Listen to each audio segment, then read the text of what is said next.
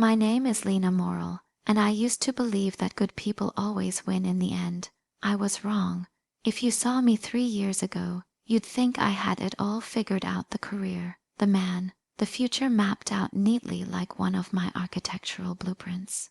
I was a junior architect at Harrington and Blythe, one of the most prestigious design firms in San Francisco. I loved what I did. I loved seeing dreams take shape in steel and glass. And then there was Marcus, my mentor, my lover, my undoing. He was 12 years older, charming, magnetic, the kind of man who could walk into a room and make everyone feel seen.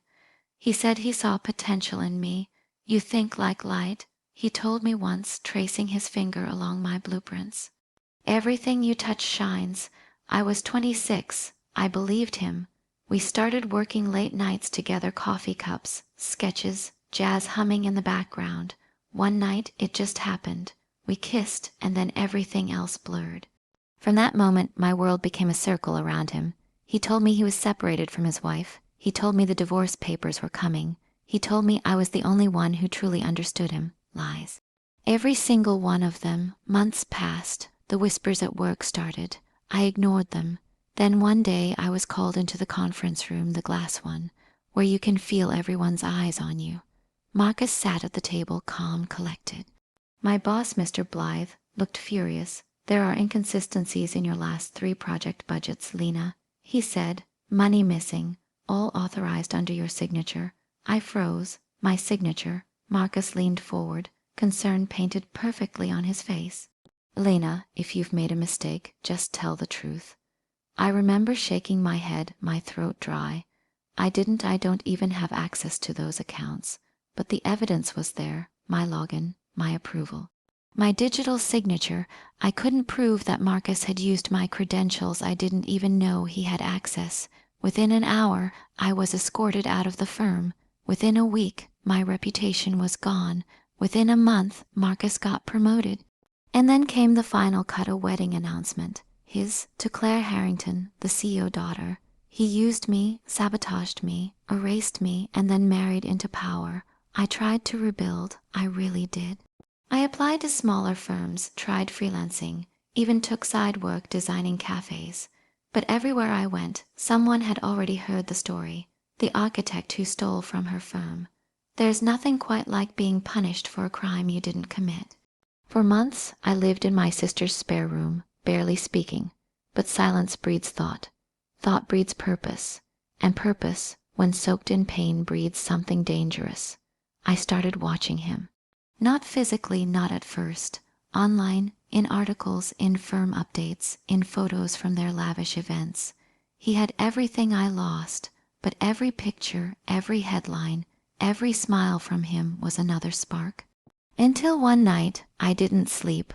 I just wrote for hours. Pages and pages of plans, notes, diagrams, timelines, not for a building, for destruction.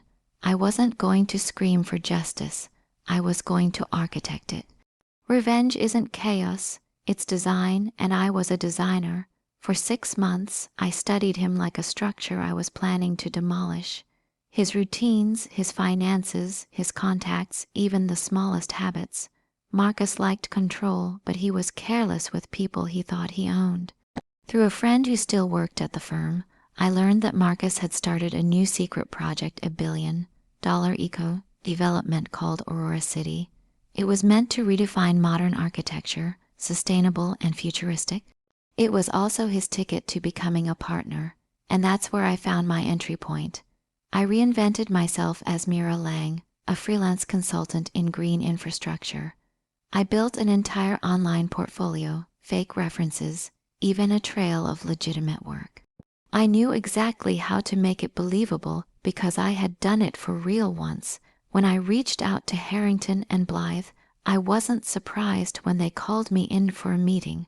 Marcus didn't even recognize me at first, my hair darker, posture sharper, name unfamiliar. He extended a hand, smiled that same snake smile, and said, "Welcome aboard, MS Lang." For the next 3 months I worked under him. Every day I sat across from the man who destroyed me, listening to him talk about his dreams, his vision, his perfect little empire. And all the while, I was laying traps. I studied the firm's internal systems, recreated their security structure, and started leaving digital breadcrumbs, small, unnoticeable inconsistencies tied directly to his ID. Tiny enough to look like mistakes, but big enough to become patterns later. Then I started working on Claire, his wife. She was sharp, poised, and surprisingly lonely, the kind of woman who smiled for photos but never smiled with her eyes. I became her confidant without her realizing it. Coffee breaks, late night messages, small truths disguised as empathy. It wasn't long before she started telling me things she shouldn't, like how Marcus had a hidden account in the Cayman Islands, or how he was transferring firm funds into offshore sustainability investments. Exactly the kind of leak I needed. By the time the firm's annual gala arrived, everything was in motion. Marcus would be presenting the Aurora project to investors. I would be in the background waiting for the right moment to pull the switch, and that moment came in the middle of his speech. I remember every detail. The lights dimmed, the projector flickered, and then, instead of his polished presentation, a series of files started playing on the big screen. Emails, account transfers, personal messages to investors. His voice on recordings discussing redirecting funds. The room went dead silent. Claire's face turned white. Mr. Blythe stood up, shouting his name, and I just watched. He looked at me then. He saw me, really saw me for the first time since the day he ruined me. And I smiled. Everything he built crumbled in a single night. He lost his job, his wife, his reputation. The press devoured him. But for me, it wasn't enough, because revenge doesn't end with destruction. It ends with peace, and I didn't feel peace, not yet. After Marcus's downfall, I vanished again. I moved to Portland, changed my name legally to Lena Vale, and started a new firm, Vale Designs. Small, quiet, but mine. For the first time, I was free from him, but healing isn't freedom, it's work. There were nights when I'd sit by the window, wine glass in hand, and wonder, was I better than him, or just smarter at being cruel?